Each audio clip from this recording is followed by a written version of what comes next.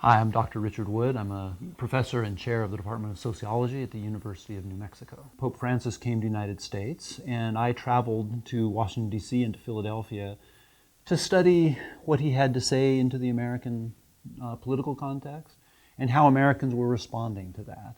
And I traveled with about 150 other New Mexicans who were also there for the Pope's visit. So I guess the two things that most struck me, one was the Pope's message around love and reaching out to one another. But it's this message about love that isn't focused on itself or even focused inside the church, but his constant call to go out to the wider society, and especially to the least privileged in America, to immigrants, to prisoners, to working class families, and try to remove anything that's causing that kind of marginalization. And I think that's a very powerful message. The second piece that struck me was just how people responded to that.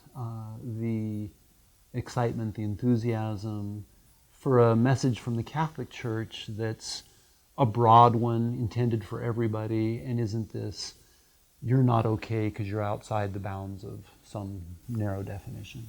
And I think people have a lot of excitement about that.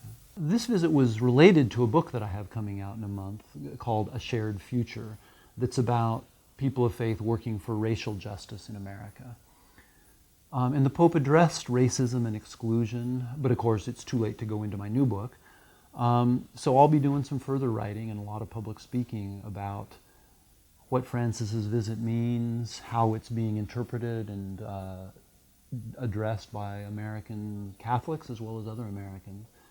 And I'm especially interested in how it shapes the elections, both this fall and in 2016.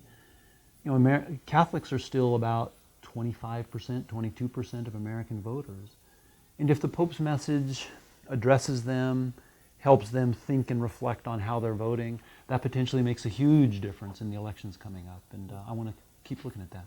And at the end of the day, I think the real action here isn't in what the Pope says, but in how the rest of us, American Catholics and Americans of other faith traditions and secular Americans, respond to that message.